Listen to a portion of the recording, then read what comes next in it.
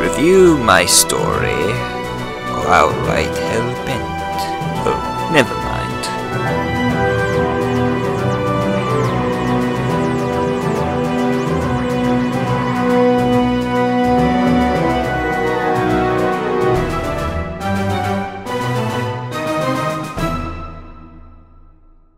Hello and welcome to this Eyes of Harmony podcast review. It's 55 years, people. Woo! Yeah, that was impressively good, actually. That was really good. I'm not sure if that came across as well in the audio, but that was actually that sounded really realistic to a free. You're not hiding one of those. Jesus. I got quite a bit of practice. That was crazy good. Okay, anyway. Hidden talents. Enough distractions.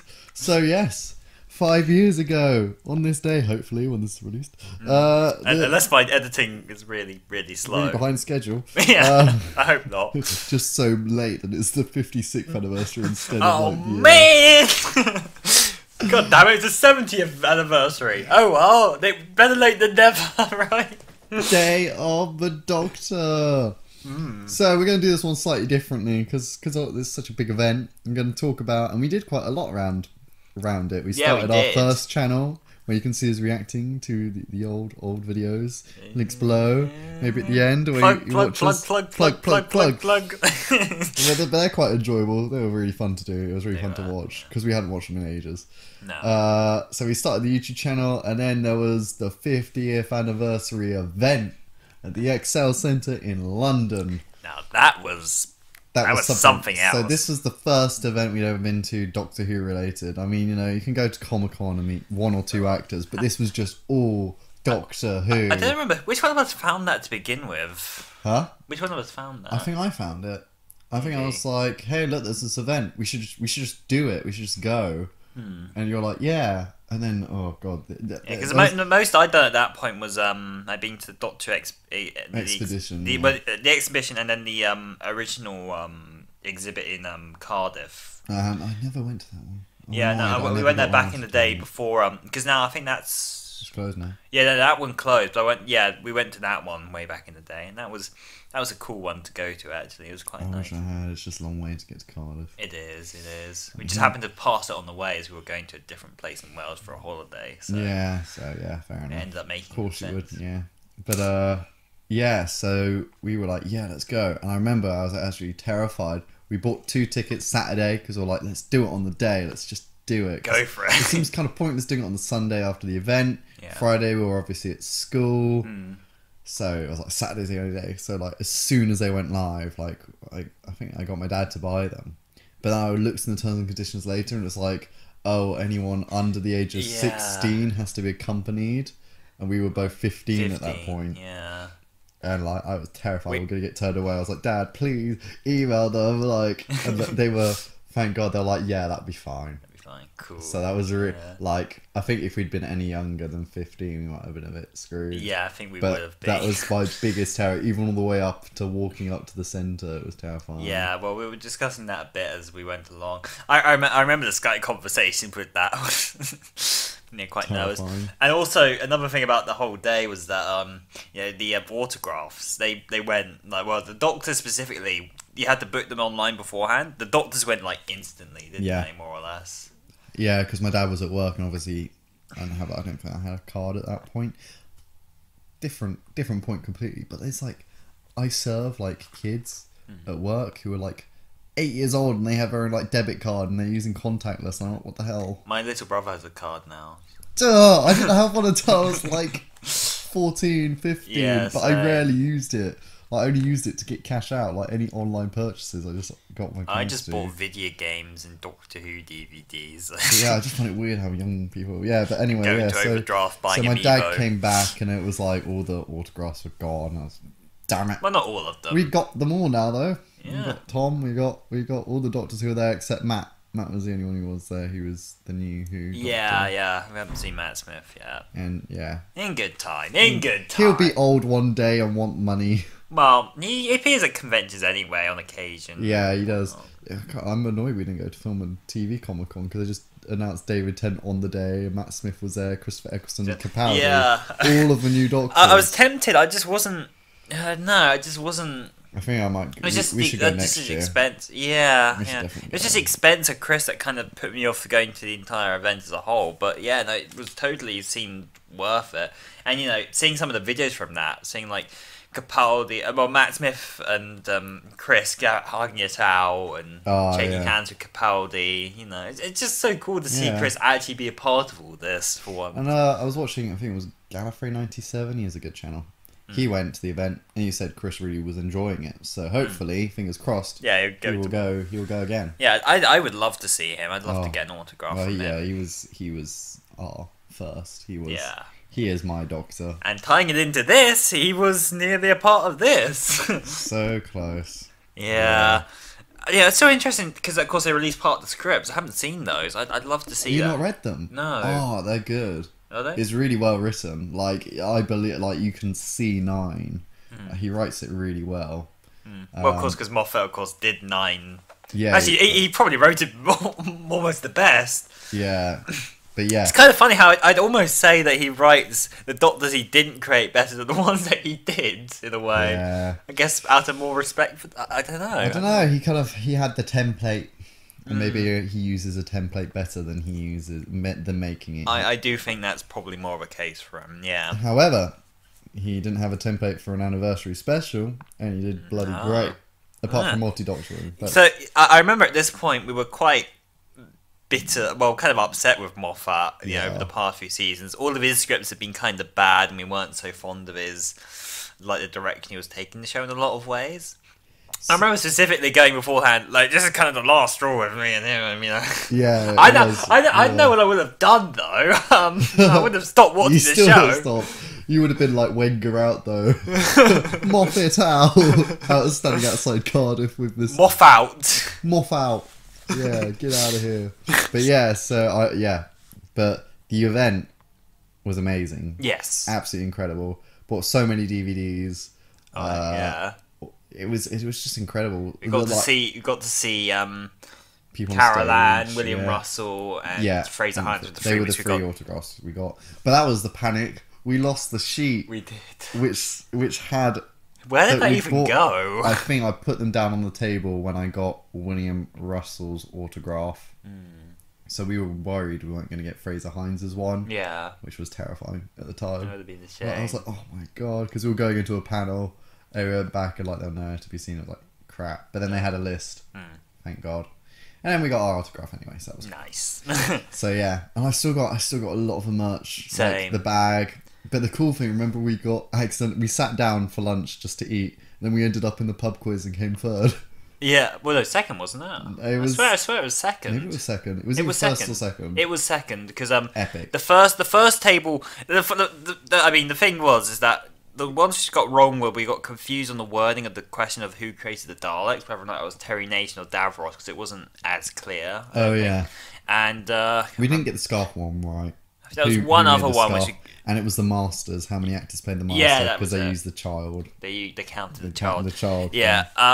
But yeah, I mean, in fairness, considering we were only 2 of us, and the table that ended up winning had like 5 or 6, right? It was like 8. It was massive, that table. But we beat so many people. We beat so many, just the 2 of us. And we didn't even plan to go there. It was just got pulled into this pub. We were just like, yeah, sure, why not? Totally spontaneous. So. Oh, if we'd won that. I remember my dad found it hilarious afterwards when we told him. But yeah, so we were worried at the event because they were showing a screening at the event for the 50th, but we were worried that we wouldn't get seats there because it was a first come first served kind of thing. Well, yeah, because no, we had to book online beforehand. That was the thing.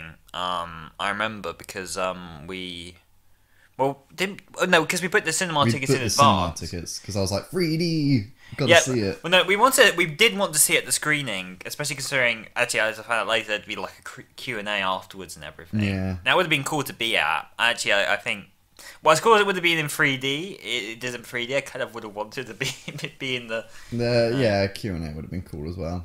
I was happy with both, to be honest.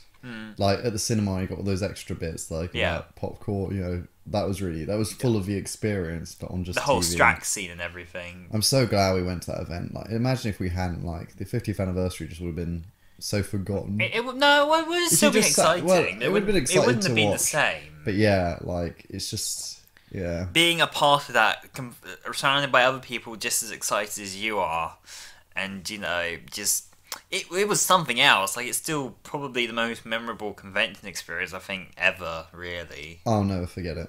no, I absolutely. even not. remember most of the DVDs I bought.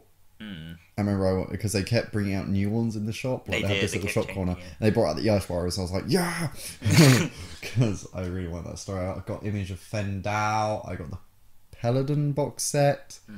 I got the Dalek War box set. I'm pretty sure. What else did I get? What else? Which was the one which I got, which you wanted to get, but you gave to I me. passed you Deadly Assassin, Yeah, and I that forgot to was pick it. one up for myself. And then when I went back, I went there, but then the Ice Warriors was there, so I was pretty happy. Worked out. It worked out pretty well. I think 'cause I got.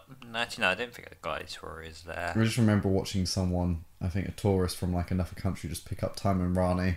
I didn't have it in my heart to tell him, like, don't choose that one. Guy. Yeah. I never know. They might have known what they were getting themselves into. I don't think they would buy tickets to something like this without knowing, relatively. So, He kind of showed it to his family, who looked more into it than probably he was, so I don't know. Also, the other thing I got there, which was at a separate vendor entirely, but they had a Big Finish place, and I got Light at the That's End. I got that recently, second hand, found one at the Bedford convention. Yes, yeah, you did. That was cool. You got the proper box I got the version. proper one, though. I know. I just got the CD. He got the proper Limited edition. fancy one. Yeah. Oh, I thought you had that one. No, Oh. I just have the CD. Well, it's just because I had the Last Adventure, which you got me Yeah. in the box, and I was like, it'll look nice if they're next to each other. Yeah. 'Cause I think those are the only two they've done those boxes, that kind of style box for. I don't know. I thought there were others, but maybe I'm wrong. It Maybe might just be. because it's special. I don't know. I think if I start collecting Big Finish, that will be online. I've I don't sort of- think I'm going to buy all the CDs. I 'cause need to have them space. physically. I'm sorry. I I do love physical. Yeah, I've been recently space. collecting them, so I've been. Well, I haven't got two masses now, but I started. Especially, I got both volumes of the Eighth Doctor Time War. I haven't got around to what's in the second one yet, but I mean, I need to have them all physical. I don't have them. I need them downloaded. Interesting thing though about the Eighth Doctor, the Time War Volume 2 though, is that they're actually using the new logo now. Oh, yeah, I saw that, they're yeah. not using the classic logo anymore. They're using the new Doctor. I don't really like that. I I understand they're trying to rebrand everything and get it all out. everything all together, but But it's like, what about those Blu-ray steelbooks? They're going to start putting it on there? Because they better not. It needs to match. well, I think they can do it for the front cover, but make sure the reversible one is intact, and I'm fine with that. Yeah. But yeah, anyway, a little bit off topic. So yeah, 50th. So then we went back in cinema. We were buzzing, we were nervous. Because we had to see it later. We saw it later because we didn't have time to get back from London and get to the cinema. Yeah, So actually by the time it finished, everyone else had already we had seen to. I it. had to completely avoid the internet. Yeah, we watched Unearthly Child, episode 1, Oh, in between waiting. I don't And we remember that. almost overran because we didn't realise, we're like, oh crap, we gotta leave. So we jumped in the car. and then we waited. Well, we also got pizza. I remember sitting. I Yeah. remember sitting in that. Well, it was a Domino's, wasn't Domino's. it? Sitting in that Domino's in full Tom Baker gear. I remember also getting on the train with that. Many odd Yeah. looks were thrown my way. Let's just say. It was fun. I don't know why I didn't at least take off the scarf. Because you're stubborn like that at times. Yeah. You're like, it's what I wanted to do, so I'm gonna do it. Yeah. I don't care what people look at me like.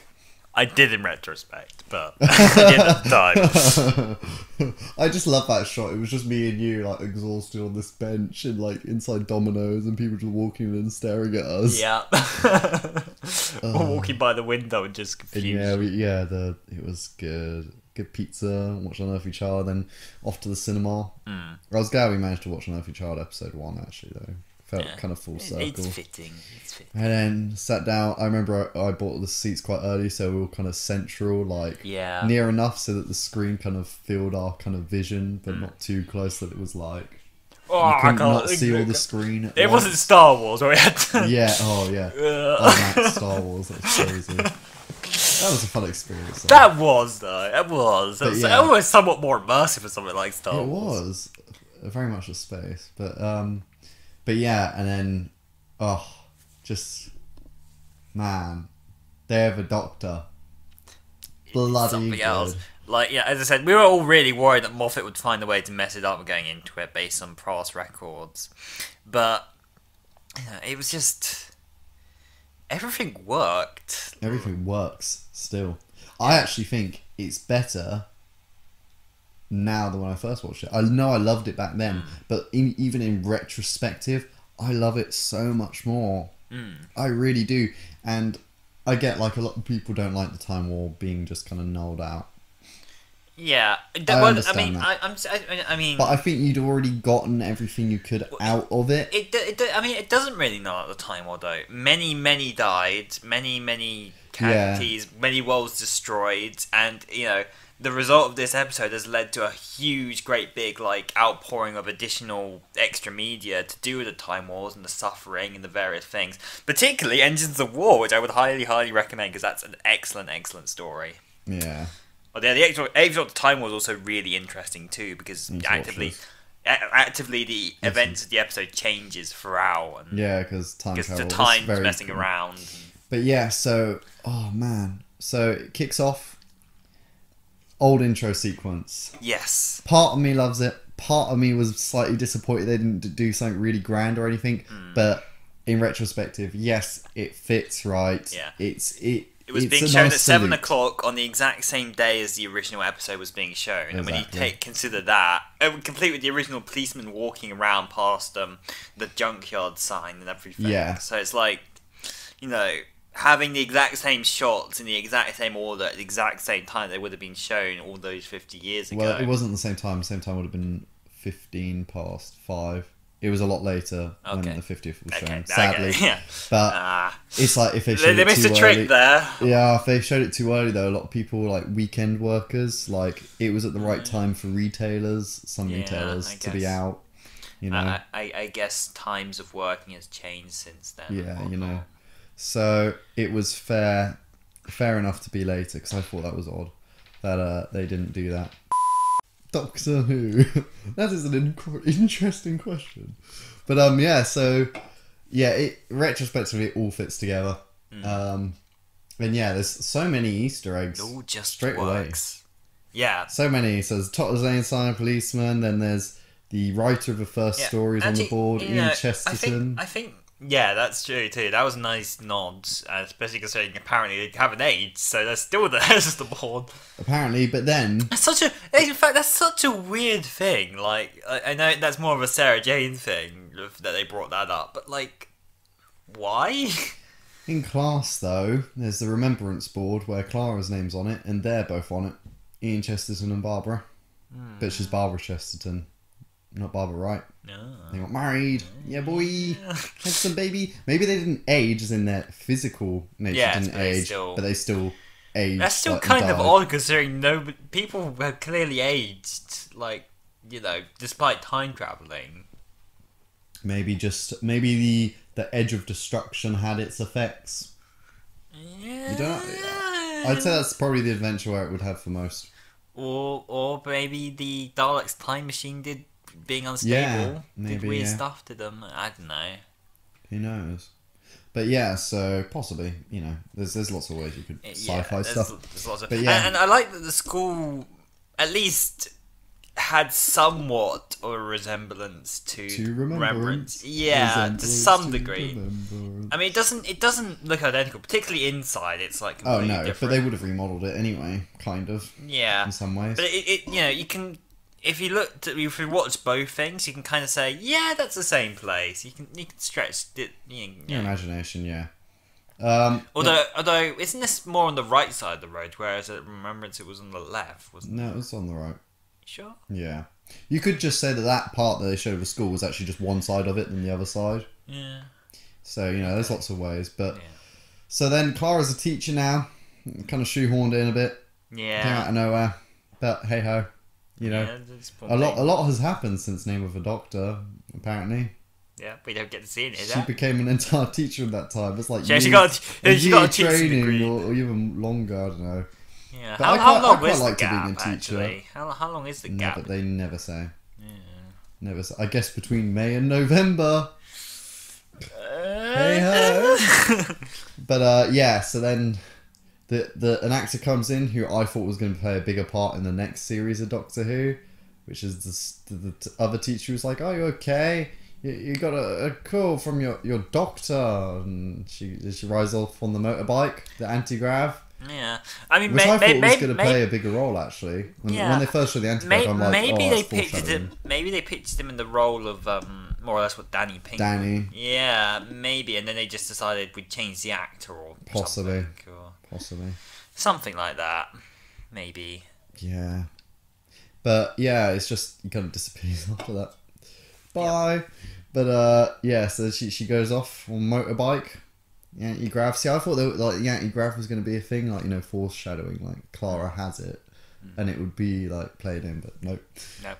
It's just for the cool entrance, which was very cool. To be fair, very cool entrance. Zoom in on the bike, but the person who plays Clara's stunt double is just a man. Yep. In a wig, and it's really like. Yeah. To think. Well, you would have thought they would have been able to find a female stunt double somewhere for that, right? Maybe not. He was free and was the right dimensions.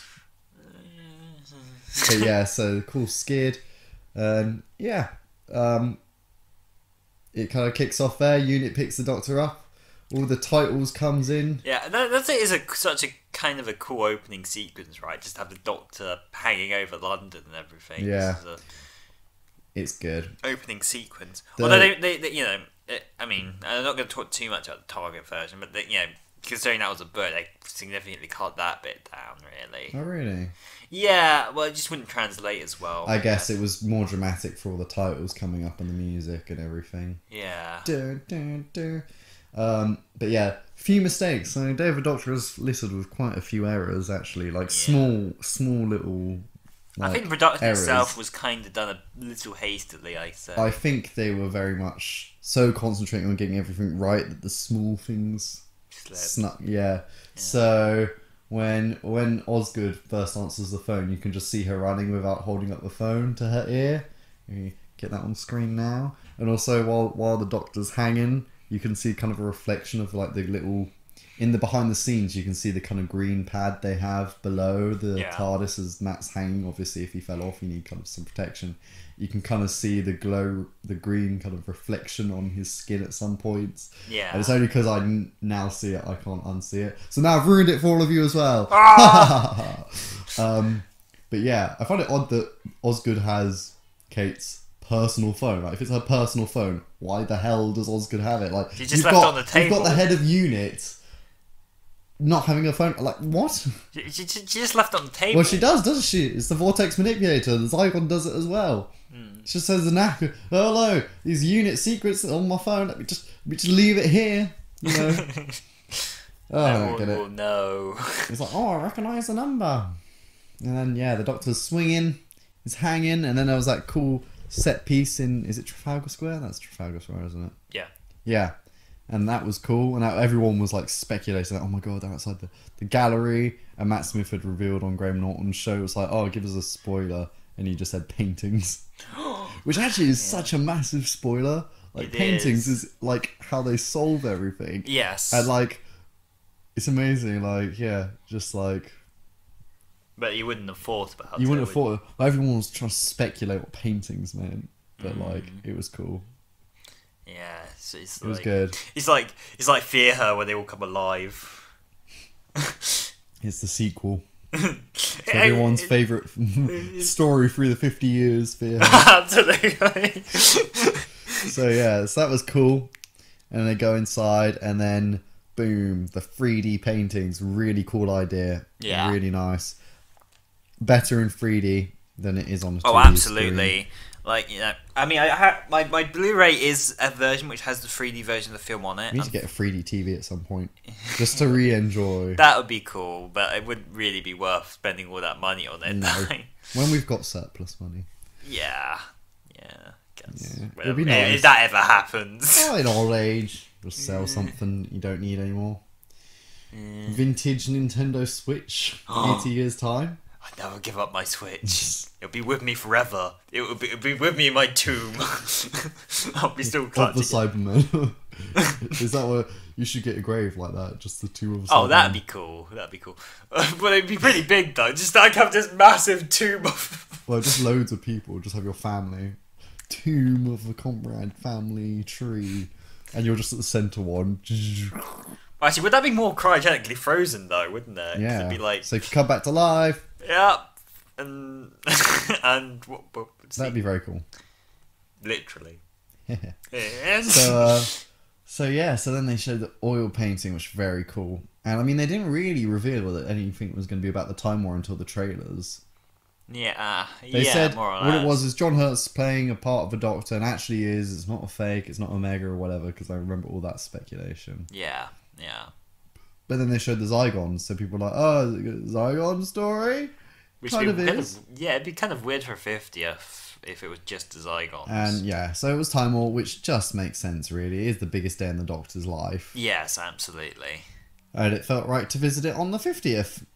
So yeah, and then we go and then we see the Time War in action, which was amazing to see because we'd Yes. only ever heard about it. So and the you had- Daleks are kind of threatening, you know, they're surrounding children. Doctors, and then the War I Doctor's almost entrance. would have liked to have seen a bit more Dalek, I guess. I guess, but any more would have been too much. I think it was more concentrating on the Doctor. Yeah, and I get that, just to see a bit more of their destruction and them being evil and whatnot. I mean, we don't need masses of Daleks. This wasn't a Dalek story, but, Yeah. you know, just see a bit more, you know.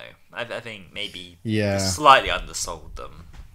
Possibly, I guess. But yeah, so then John Hurt's entrance, epic. Direction by Nick Curran is fantastic. Beautiful. It's so good in this story. Throughout. It really does feel cinematic as heck. Like, Yeah, it he really feels got- like it just should be. You know, He got the balance so well done. Hmm. And yeah, and then you know it shows the No More, flies out, destroys some Daleks. Really good model work by Using the- Mike Tucker. Yeah. Don't forget the model people. Really good job. He does the little kind of Gallifreyan gun exploding when the TARDIS flies through the wall. That's Yeah. him. It was kind of neat to see the TARDIS as a weapon. Yeah, you it's used to he's battle. never really ever used it like that, at least intentionally. Yeah, So you know, it's kind of interesting to see which is that. nice to see Although, why it looks battered. as and you stuff as well. as we've seen, like some of the extra stuff which they added to the Time War, they actually have proper like battle TARDISes and everything that Yeah. they've got. So really neat. Yeah, so then like we see the War Council instead of the High Council, which was very cool. 'Cause Yeah, it kind of, but they can't cancel elsewhere. yeah, and they say, oh, their plans have failed. So I'm guessing in their timeline this is set after the end of time, but just in terms of Gallifrey's timeline. So if you're Yes. standing on Gallifrey, end of time just kind of happened, and now, Entire things going up in yeah. yeah. I guess though in End of Time you see a massive like pile of Dalek ships, so maybe it's afterwards. Yeah, well, because I don't think very much like The Last Hope, so... Well, no, it couldn't have been afterwards, because then they're safe. Yeah. Yes. Or maybe it could- has to be. It has to be to be- simultaneously or slightly before these events. Indeed. Although, they still would have had their Dalek problem, though. Well, maybe the Daleks retreated for a bit and then regrouped, and this is their final attack on Gallifrey. Maybe. Something like It that. makes sense, really. But yeah, really good actor who plays the head of the council, I guess. I really like his performance. I think it was called the General, wasn't it? General, that's it. Yeah, he was really good. His performance believable. Yeah, love it. And then so then find out he's stolen the moment, which is cool. Which you, again, in Engines of War, you get to see all of that happen. So, Yeah, building up to that, that moment. Yeah. Or everything, you like... That moment. All the gaps you have with the War Doctor are explained in Engines of War, if you ever get a chance to read that. And so then he walks out to the desert, walks to the barn, which becomes more significant later. Though I just kind of liked it being a barn, but here. Yeah. Then Billy Piper appears, playing Billy Piper. This is about Billy Piper. Really? Billy Piper playing Billy Piper. And that's who she plays now. She plays Bad Wolf Rose Tyler, which is good. It's interesting. I find it interesting that they chose her, but I guess she was at the start of a new series, and it's a celebration. Lots of people were thinking, because they announced the casting of her before, lots of people were thinking, oh, this is going to be Series 2 Doctor, and he's going to be with Rose. And exactly. People also thought that the hairstyle that the Doctor had looked more like Series 2, so everybody was speculating, oh, this is going to be the Doctor right in Series 2, but nope. This is just before the end of time, so... Which doesn't make sense, because his hair doesn't match up, because his hair in Waters of Mars and End of Time is the really sticky uppy. Like, that's when it was proper, like, flicky at the front. Well, my favourite style, I must say. He experimented back for a little I bit. guess. he revisited the old favourites. And then he got it put back down in back up in Hawaii. And Yes. got the shirt before... Yeah. the beginning of the end of time. He got sweaty and was like, oh no, I can't have my hair hanging down. Too Got to much go to sweat. somewhere icy. Oh, whoops, this is where I was meant to go. Oh no! But he locked it. He locked it. He was like, oh no, I can't awkwardly back God out damn now. it. Dang it. But yeah, so... But anyway, yeah, so War Doctor, really good conversation. I really love it when it's actually just John Hurt talking to Billy Piper. Those are actually some of the really most powerful moments. Yeah, the raw kind of emotion in John Hurt's face and his confliction on everything. And Especially the first one where it's like, if you do it, that's your punishment. You live.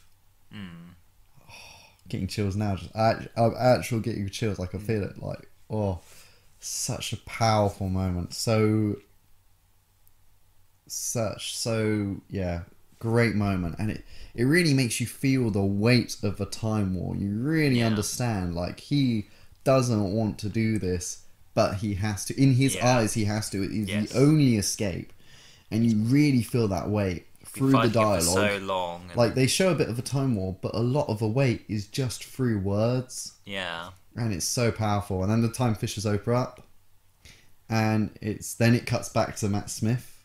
Because the Fez comes through and it cuts back to Matt Smith. And then it's really good pacing at this point. It's like only 15 minutes in, and we've kind of done that. And then we meet the 10th Doctor. It's breakneck speed, this episode. Really, but it doesn't feel too rushed either. No. It's the pacing is absolutely The intro incredible. maybe a little bit, but like... Slightly, but they just wanted to get in with the 50th. They wanted a Yeah. slow build up. Because the thing is, with the 5 Doctors, it is a very steady incline. Yeah. Like, oh, what's the 2nd Doctor up to? Oh, what's going on with the 3rd Doctor? Oh, look, he's at the Brigadier's for a party with 2 people. Yeah, he's that kind of walking makes around the more field. sense when you consider it as kind of more or less a manipulative board game. I guess, like chess, So slow, and they made it work in the context of that episode. and of the time. But this one, they wanted to get in there. They wanted to just get going. There was a lot to cover.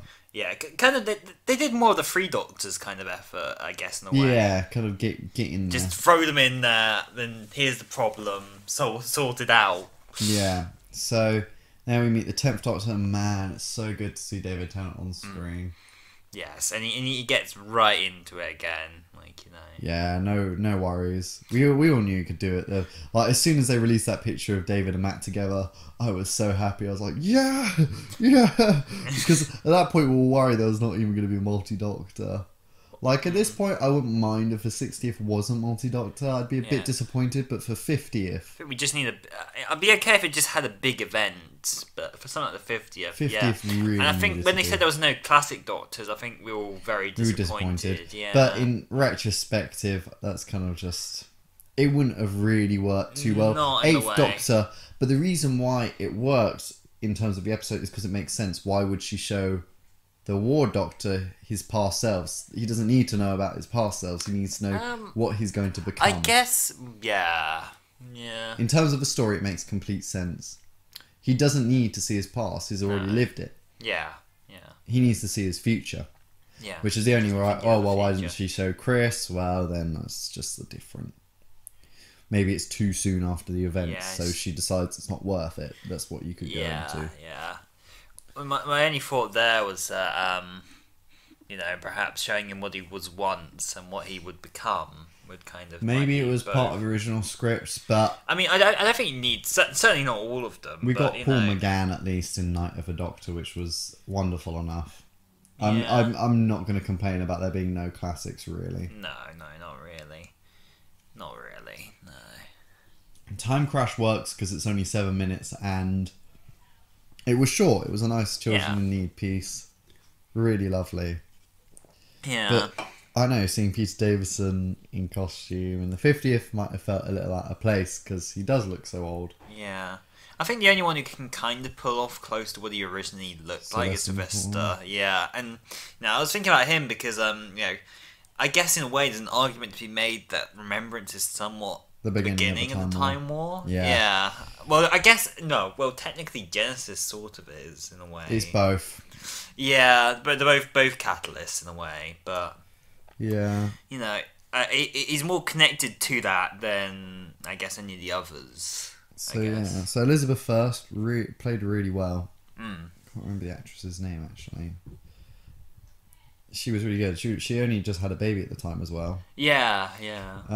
But yeah, I really loved her performance of it. I just generally really enjoy it, and it also makes it kind of ties in with the Shakespeare's Code at the end. Yeah. Because obviously the 10th Doctor would never return, so sworn enemy makes sense. Yeah, absolutely. And the Zygons return for David Tennant. Oh yeah, because he that was his favourite monster, and he really wanted to get to fight them, and he never did. But he did. And that was his eventually. Yeah, took him a while, but he finally got there. Finally got the Zygons. Yeah. And while I say Joanna Page as Queen Elizabeth. Yeah. Well, I'd say the Zygons are the less interesting kind of plotline in the story, I'd say, overall. It's still enjoyable. Yeah, they're still it's nice to see them. They're handled well here. I mean, it's kind of full circle. It's where the Doctor learns that there is another way from just destruction. Yeah. He stops them blowing up London. Mm-mm. No, it's funny. Like the lie where it's like, it's something you'll never be able to live with. You pointed out, well, she'd be dead. Yeah, exactly. So I had to live with it for long. Exactly. Well, at all. So, but I think the Doctors would feel guilt for not stopping it, I guess. But yeah. Oh, yeah, it's the entirety of London blew up. But yeah, so yeah, the Zygon plot. I guess we'll kind of go through chronologically. But at this point, it was nice to see them on screen. Yeah, definitely. Makeup was really good, and I mean they'd been revealed all the way back in January, April. Out of all the monsters that hadn't been brought back up to that point, it was them and the Ice Warriors, which are kind of the two big ones that they hadn't brought back. No, the Ice Warriors had just been. Yeah, okay, sorry, they were. Yeah, at that point. Same year. But the Zygons were probably the biggest then that they hadn't brought back ever. It was nice to see them. Yeah, really was, after all this time. I mean, they only appeared once, but, they clearly left an impact on everybody who had seen them before. Well, shape-shifting aliens brings lots of great situations. Who can you trust? Which they do go into in Zygon Invasion Inversion. And they do in this one, where he takes on the form of Kate Stewart. Yes. He can infiltrate anything, really. So it's a very interesting monster. Yeah, and it's kind of simultaneously a shame, but also relatively fitting that they won't really. I don't think we'll have much more Zygons in the future. I think that kind of they closed the book on that with the last episode, but in a nice way. It's nice to get some sort of closure on it, I guess. So Yeah, we got them back, and it was good. That's all we need to see. Yeah. Unless they go in the future or the past. Indeed, and it's a different story. That could always happen. But I'd much prefer Sontarans and Routons, possibly. Yeah. If they were going to go shape-shifting. I'd love to see the war on screen between those two. Yeah. I really would. I mean, the novel Taking Chelsea 436 is actually really excellent. Set place in the future where the Zygons and the Routons are having a war in the middle of Chelsea. Sontarans. What did I say? You said Zygons and Routons. That's an interesting twist. Yeah, that's interesting. Yeah. And the Sontarans were like, no, I want war. It's our job. Get out of the way. In the middle of the Chelsea garden show in the far future. It's a really good story, actually. I really enjoyed that one. But yeah, so Zygon's story was good. Really good banter between 10th Doctor and Elizabeth, where he insults her. Yeah, consistently insulting her. Real Elizabeth would have not casually just mentioned, well, I had enough of face. It's like, and ding. It's a machine that goes ding. Yeah, Great. David Tennant is just written so excellent. Well, the Tenth Doctor's just written excellently here, It really. was the horse. And then the great moment, that he like threatens the bunny rabbit. 'Cause Yeah. He's like, oh, very clever. They really. I just loved how they kind of, because they kept doing that whole, I'm 903 years old, no, Time Lord, I'm the only one who's gonna save your life. They did that several times throughout the David Tennant era. was his thing. I'm kind of glad that they kind of Poke fun at it. yeah. It was good. It was a bit much Beyond sometimes. common saw from Castle. Bit dramatic. Yeah. And then I love the scene where I still don't know which one's the Zygon, which one's the real Queen Elizabeth. It's really good. It's well written. It's supposed to be. And Yeah, because you would have thought the one with the smirk would have been the Zygon, but at the same time, considering how confident she was later on. but then they both say a line where it's like, oh, but if you're, oh yeah, well you'd know that because you have more experience, and it's like at that point, it's by the end of a conversation, but it's really well written. Indeed. Really well written. And then the fissure opens and the Fez comes through, and then it cuts back to the art gallery, and we see all the stone statues. Well, the destroyed statues. Well, actually, no, we see the more oil paintings on the glass broken. Yeah. Really good idea. Really cool. Very freaky. And there's all the stone statues in there. Yes. All the broken ones. With the doctors hiding behind. The old doctors Yes, hiding behind from them. the five-ish Doctors reboot. And yeah, I mean, when you look at it, it's not Zygons to start with. Like, they look different. They should have just had Zygons in both of them, just so, just made sure there was no shadows, which super gave it away. But because they look more human. I don't know. Yeah. But just a small thing. But really good twist that the Zygons are hiding, and that's all the dust is the statues that were there before. Very good twist. I didn't see that coming. Really, really good. And then the fissure opens up, and the Doctor dives through, and here we are. We're at it. 2 new Who Doctors having conversation, and boy, is it good. Yep. It's just great. Yeah, absolutely. Yeah, they bounce off each other quite well, and yeah, I did say this a few times throughout Matt Smith, but he was written, at least especially to begin with, more like David Tennant than he was, kind of his own thing. Character. It got more as the series went on, and in this By series episode, 7, he was really himself. And in this episode, they really did do a good job of kind of demonstrating all those differences. They're not so completely different as say some of the other Doctors are between each other. Yeah. But at the same time, as there is nice bouncing off each other and whatnot. Yeah, that whole scene was excellent with all the screwdrivers and everything. Yeah. Oh. The glasses. And it was like, hello ladies. It's like, oh, whatever you get up to in your own regeneration is your own business. It's like, once a Zygon, it's like, ugh, I'm not judging. Oh, great moment. And then they throw the Fez through, and then that connects to where War Doctor was. War Doctor comes through. Great moment. I remember we found it hilarious. Oh, why are you pointing your sonic screwdrivers? Yeah, what on earth are they gonna do? What do you call them? They're scientific instruments, not water pistols. It's like, what are you gonna do? Build a cabinet at them? Really great lines. IKEA's always pretty sturdy. It makes sense. Like, why do they point the sonic? It's literally a screwdriver, Really good dialogue. It is actually used as the weapon later in this episode, but only because there's 3 of them. And The only other time which I can waves, think of I was guess. Doomsday. Kind of. Well, that's not a screwdriver. It's used itself. when he puts the 2 sonics to each other, partners in crime. Oh yeah, that's true too. Yeah, but it's such good dialogue. You go Tower of London, and then there's a great cell scene, which is great. Yeah, the entire scene is just so. Every scene is good. There's not one scene where I get bored. No. Would you say? I don't really think there's a weak scene. I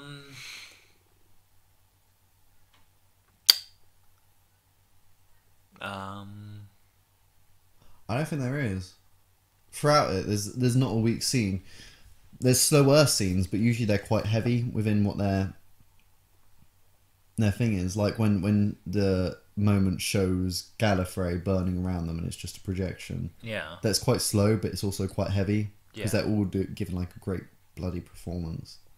Yeah, no, I'd agree. Yeah, no, I can't really think of anything which could really be considered weak.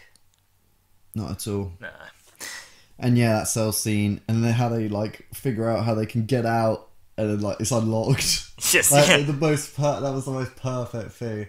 Like, I don't know, like Moffat's humor is sometimes a bit crap at times, but his humor in this was When he just doesn't... Well, I mean, I think with a lot of his scripts, and it's unfortunate, yeah, but as head writer, he writes several scripts per season, and a lot of them have not gone through a script editor, and I think he's just written them, maybe done like one draft, and then chucked them out for the world to see. It really does feel like that in several Sometimes. scripts case. He had like a year to work on one script, like one very important script.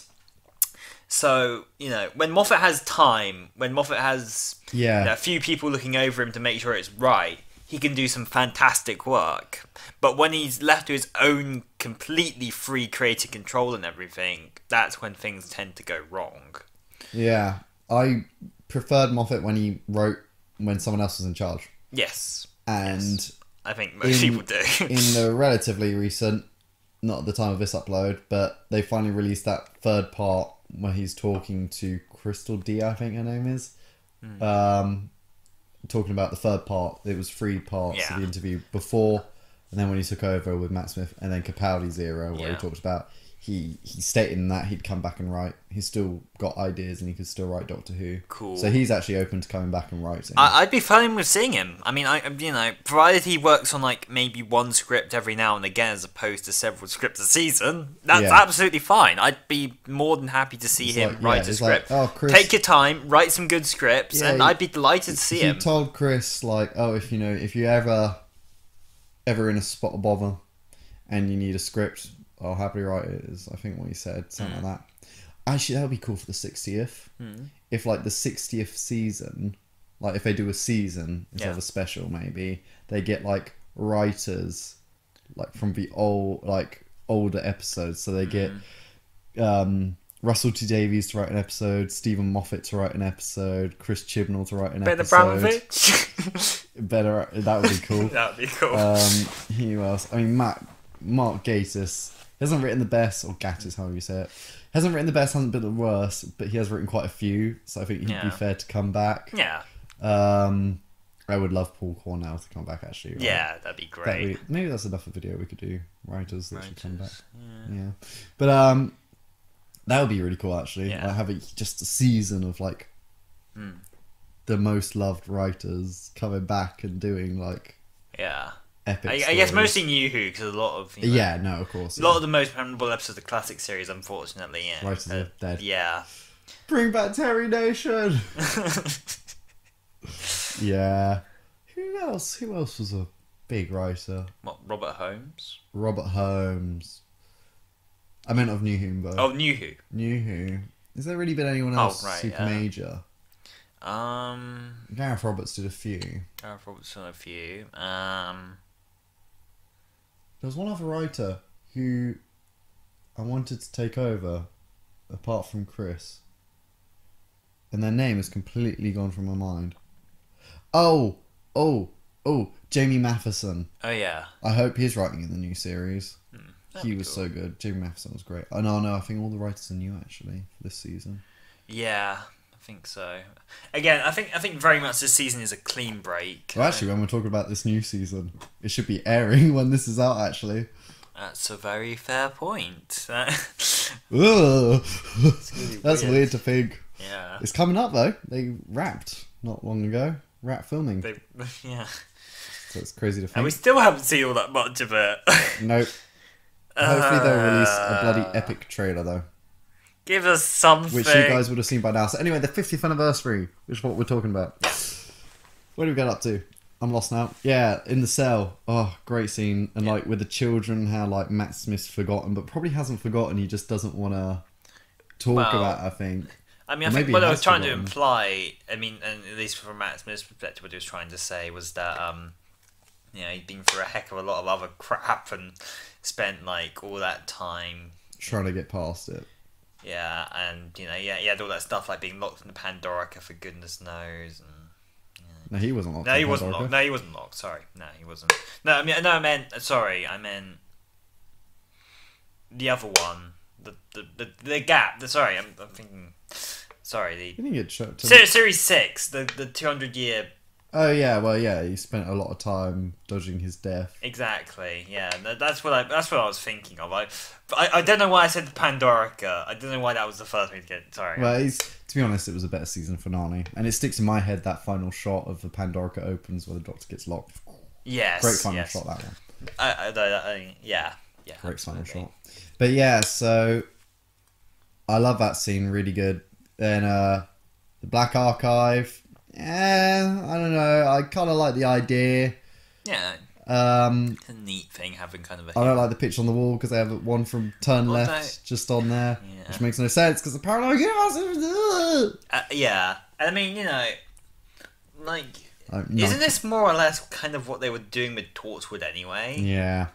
It's kind of weird how they'd have a separate entity for the exact same thing just within Unit, but I guess a different organisation. Torchwood is off the grid though. Torchwood is their own company. They're not owned by the government. Yeah. Unit's government controlled. Well, I just mean in terms of, you know, you would have thought Torchwood would take. Yeah.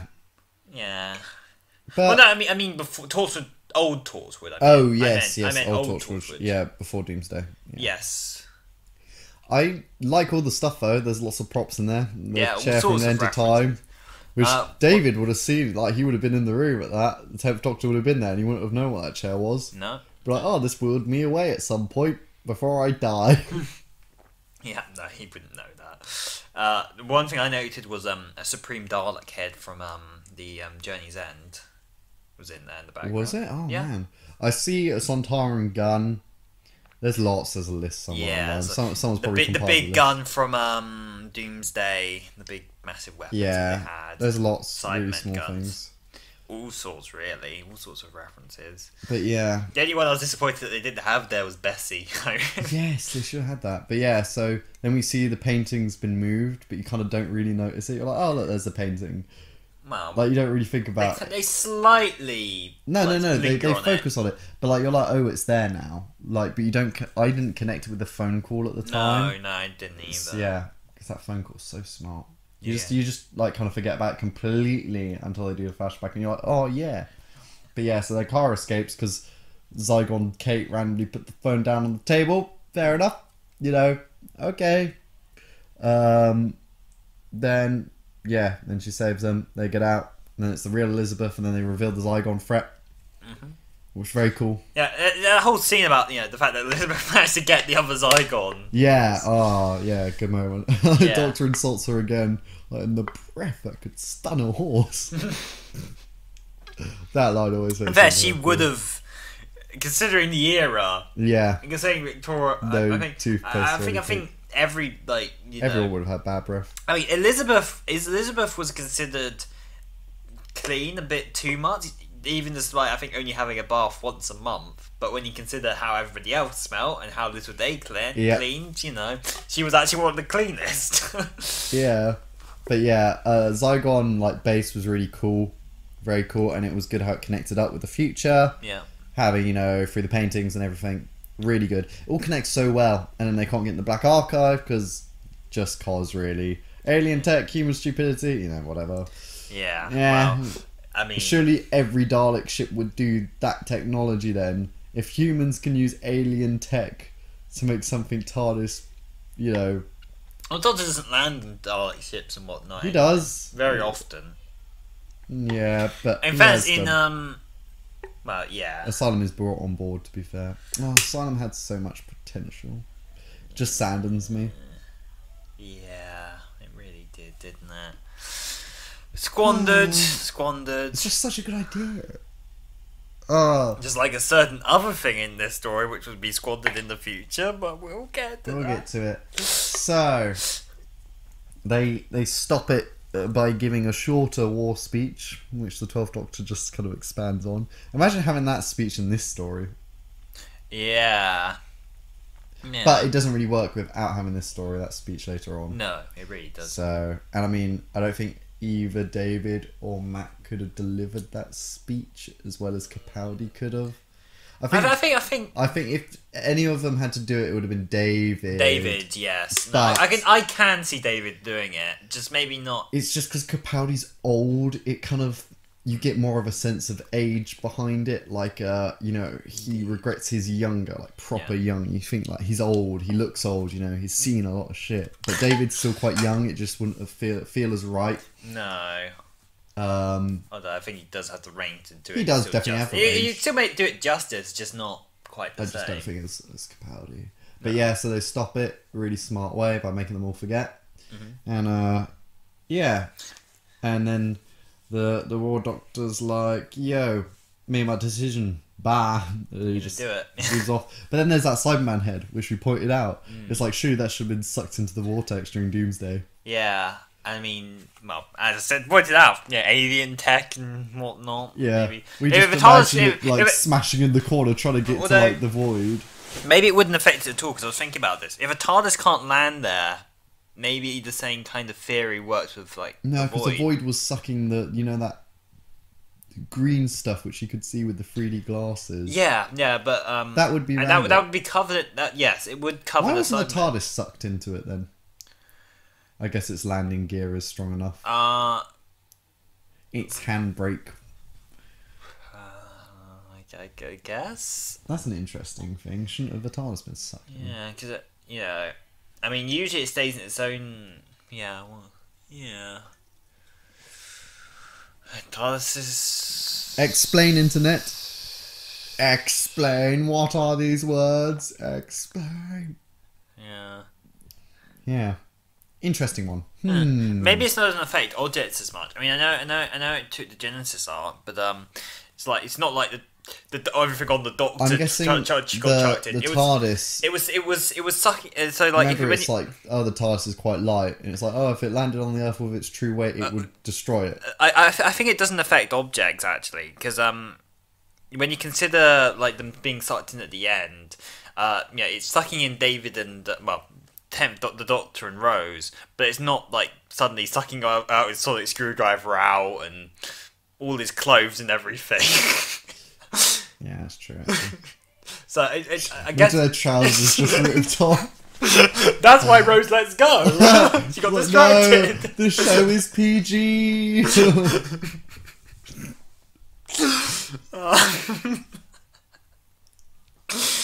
PG. But yeah, oh man.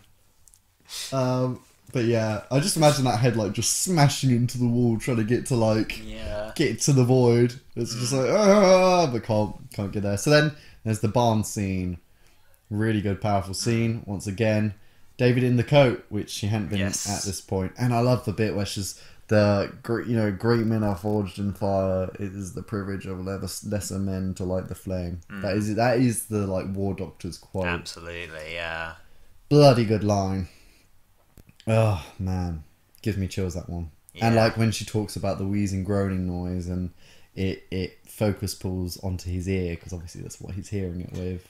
Yeah, And then it just slowly starts, and then it focuses back on her. Yeah, it's beautiful, beautiful directing. Absolutely love it. And they come, and then even the Temp Doctor and Lamp Doctor are like, yeah. And Kara's like, nah, I never imagined you doing it. And the Doctor's like, oh shit, I changed my mind. Because Clara was crying, which annoys me a bit. But then we get the cool kind of reference to Contact. yeah. So for you guys who haven't like watched the old ones, the old Specifically the three multi-Doctors, Doctors. 3 and 5 It does, yeah. At the Although end they it's use it. more prevalent in. in 3 Doctors. Yeah. They use a thing called Contact where they talk to each other through telepathy to share ideas Yes. and talk. And basically, in the scene, they don't do it. They don't say make contact or anything. But Matt Smith comes up with a plan, and then the War Doctor's like, "Oh, I'm getting that. Oh, yes." And then Yeah. David's like, "Oh, I'm getting that too." I'm guessing that was the slight reference to Contact Yes. there, Yes. and that's a really enjoyable scene. I love that bit. Yeah.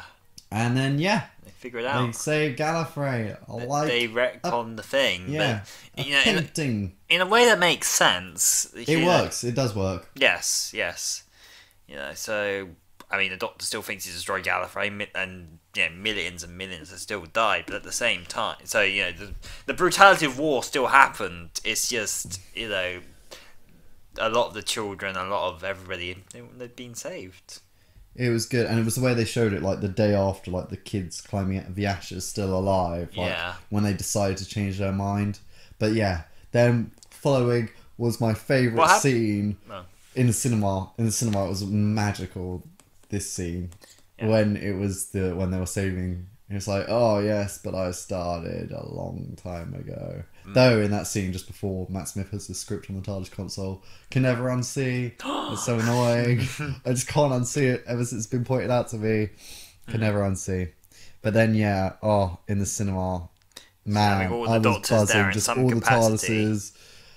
Oh, what a magical moment. They got in the well, they started off with the first Doctor, and that's the voice actor from The Big Finish. They got for that.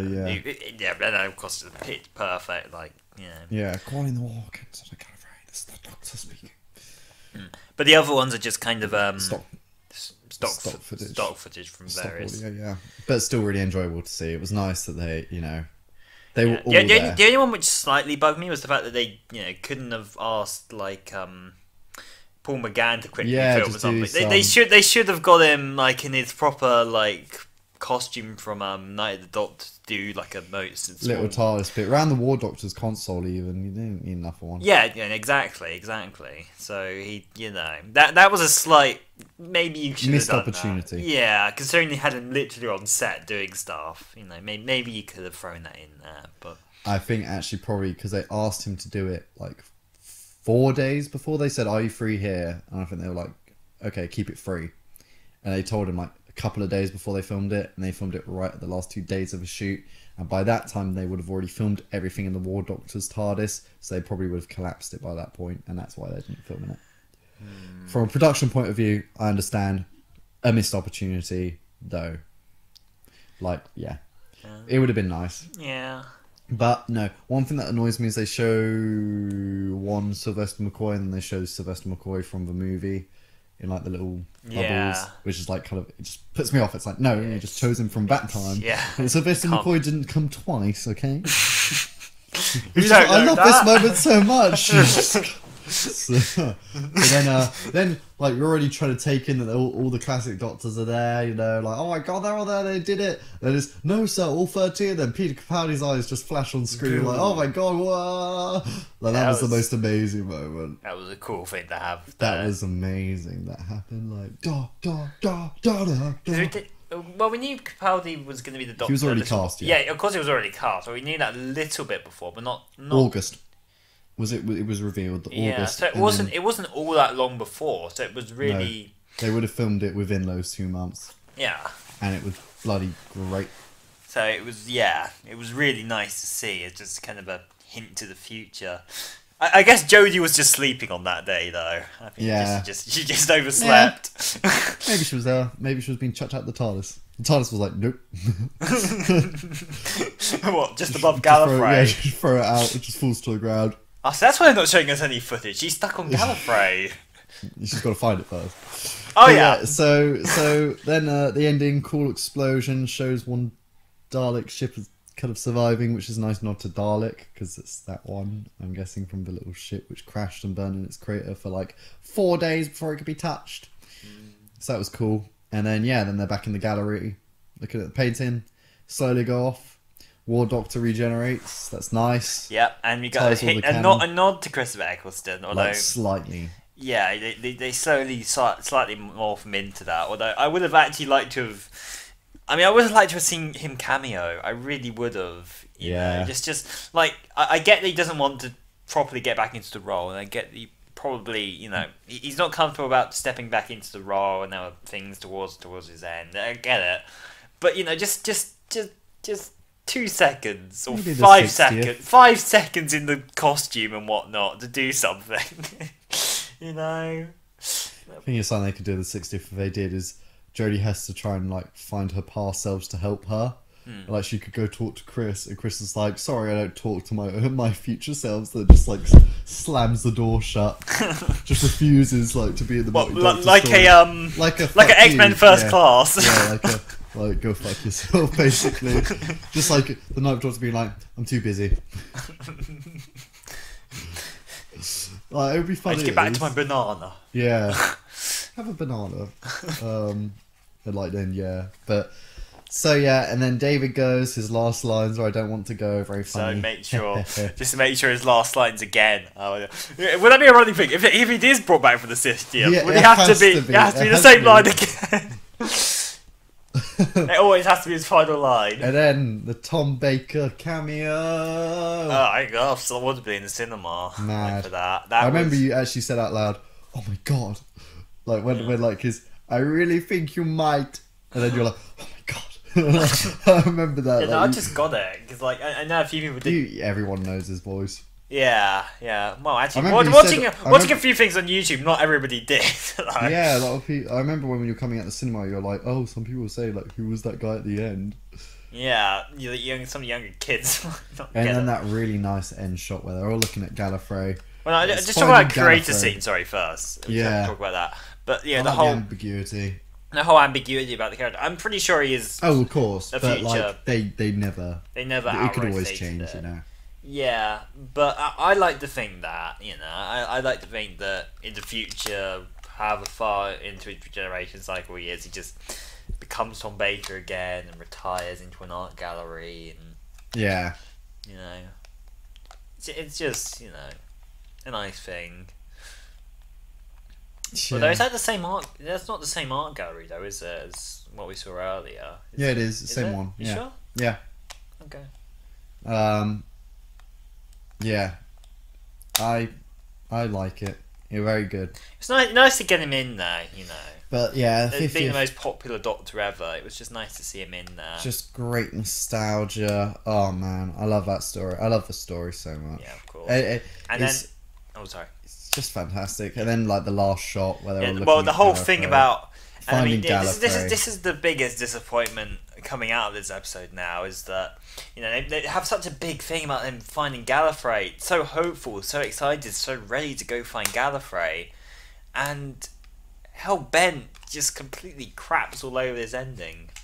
It absolutely does. Like, it just makes the whole thing about actually finding Gallifrey, actually being there, actually having all these people he saved, all the children. It just doesn't matter. As far as Hell Bent's concerned, none of it matters. Clara's the only thing that's important. Nothing really matters. And that is the biggest shame. Anyone can and what in the Moffat interview he said, "Oh, I didn't think it'd be interesting or something." Oh, look in the cupboard. Oh, it's not there. It's like I think you could have done a lot with it. Yeah, really. no, I think he really could have. He gets various wrong coordinates, or he figures he finds. His locations he goes to in the series are based on where he would think, or maybe where he'd find clues or whatnot. It'd be kind of a bit of a scavenger hunt, but it would be. And then he gets involved in troubles while looking. Exactly. Like he tries to find clues, maybe like a slow process. Like he finds old written text or something, and in that adventure, there's something goes wrong and so on. Exactly. Could have done a lot. Do something with it. It'd be. I think it'd be far more interesting than what we end up getting, which is more or less no arc like that or anything. Because it's not really mentioned at all again until we get something about it in the with Heaven Sent, Hell Bent. And we get the Missy bit where she sends in the wrong coordinates. Yeah, it's so crap though. Yeah, that was as far as they took it, and that is such a shame considering how they built up the whole ending of this. He could have done something cool with it, but Moffat just clearly didn't want to bother, which is just such a shame. I like to just ignore Hellbent when watching this story. Yeah, same. I know, I feel like it was just really well played. From, a fan's point of view, I don't know, kind of my kind of score for it from a fan's point of view is just a 10. I love this story. I just can't really fault it. Pacing's great. Character moments really great. The weight and everything, it's really, really great.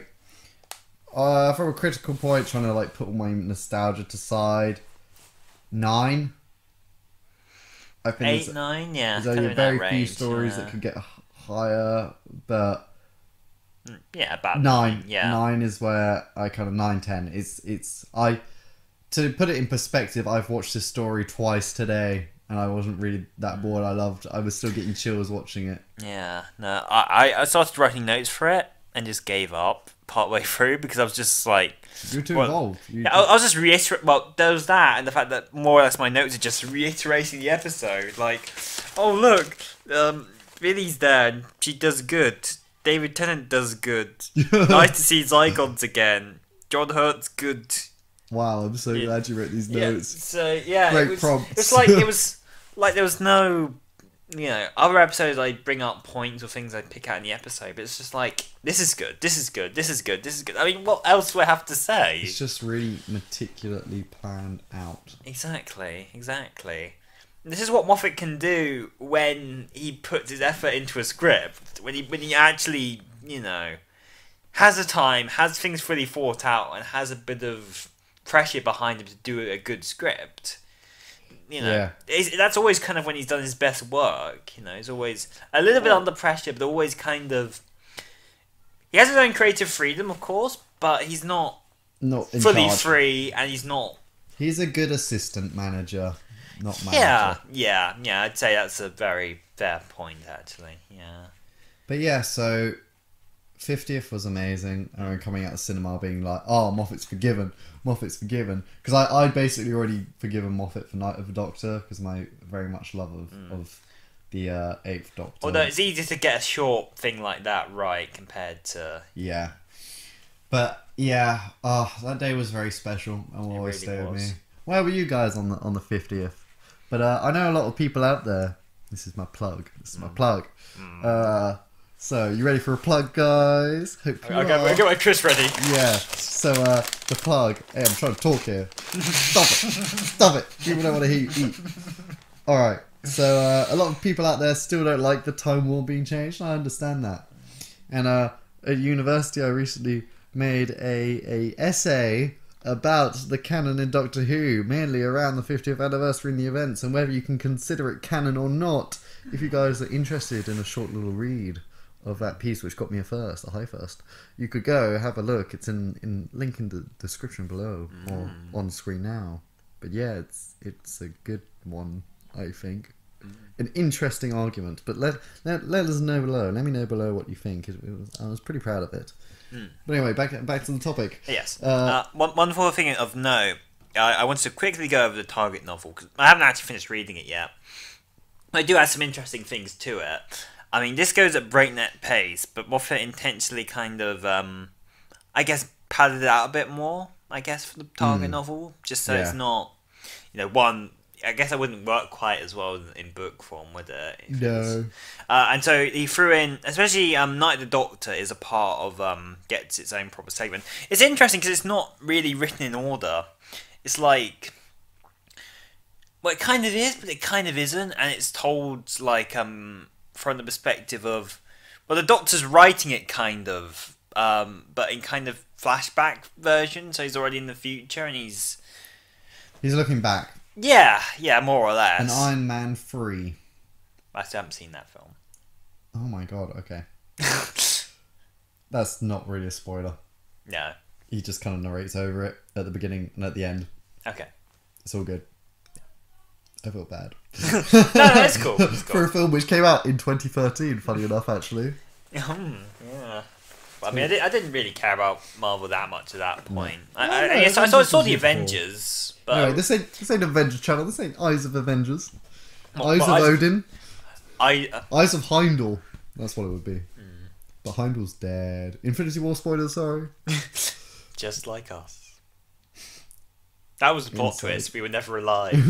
we got snapped. Yes. But yeah, so we're just Vast and Narada in suits. This is our last. Yeah, I don't know why they gave us an hour. Very generous. Vast and Narada. An hour and 14 minutes. Hello and welcome to this Eyes of Harmony podcast.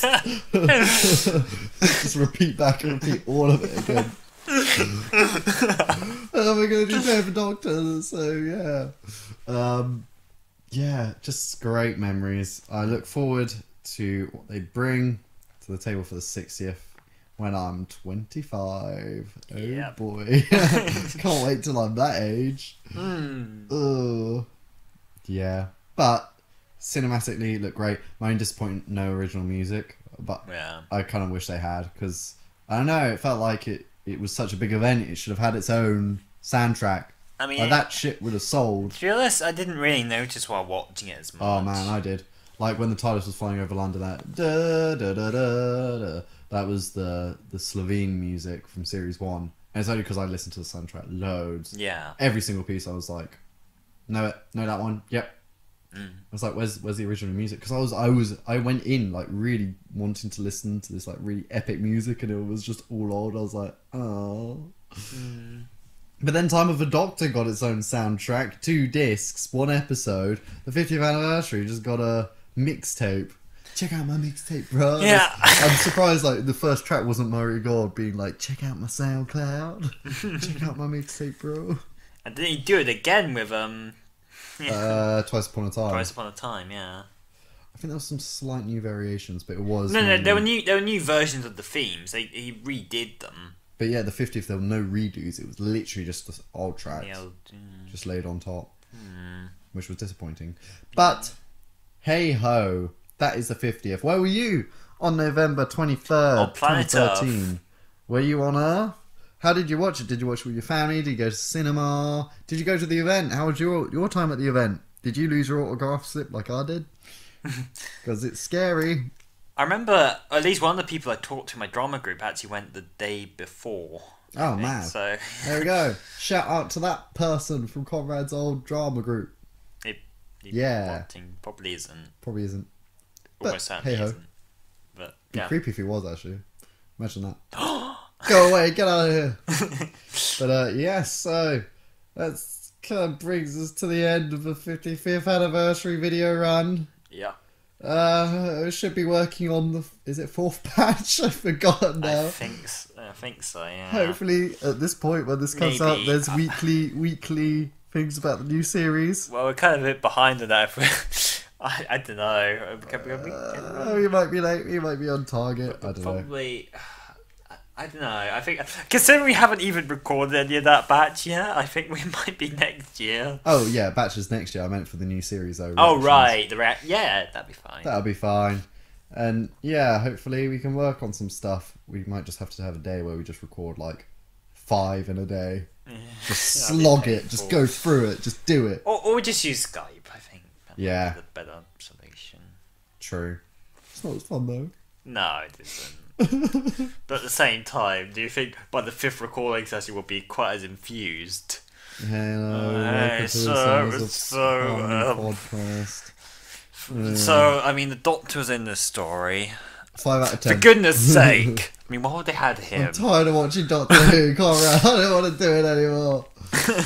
But yeah, so we've had a break here. Lots been going on, so Yeah. we'll get back to it. Yeah. So thank you very much, guys, for listening. If you've got this far, congratulations. Your prize is nothing. Knowledge of what our opinions were. But now we want to know what your opinions are. We need you. We need that like World War was it 2 poster? For Gallifrey! For the Yeah. end of time itself! Okay. Yeah. I know. No more, Conrad. No more. Stop. Sorry. No more. Sorry! I just want a big red banner. Just blow up the channel. Just stop it. No more. No more. Eyes of Harmony fools no more. It's one title. It's one title. No more Eyes of Harmony fools. Anyway, we're kind of rambling now because we're tired. So Are we? we'll see you next time for another Eyes of Harmony podcast thing. Majig. Stuff. Yeah. Oi! There we go. Oh, jeez. And Kind of went off that- the deep end at that point. That was a long review. Oh, well, that's That's going to be an interesting ending, though. Like, that's a I just Did you forget about me? I need my cameo. I need it now. And you are expecting us to do what now? We allow you to appear sometimes, so you leave us the fuck alone. Alright, you've been annoying us since 2012, so can you just... You know that the Terry Nation contract demands that I appear every season? I thought the Terry Nation contract was a myth. Sorry, Daryl, but we kind of just done the review. It's kind of, you know... My train was delayed. You know how it is. South of England. It's always so terrible. I wish I could exterminate all of those train operators that make these decisions. I mean, we just can't just restart it just because you took the wrong train. I mean, for goodness blimmin' sake. Come on, guys. I need this. I've been living on the streets before. Now I finally have a chance. No. I can afford my own plane. Just get out. I'm nearly there. Look, nobody Just likes give your me voice. another It's shouting and chance, annoying. Please. I need this. Otherwise the landlord's going to kick me out again. I can't do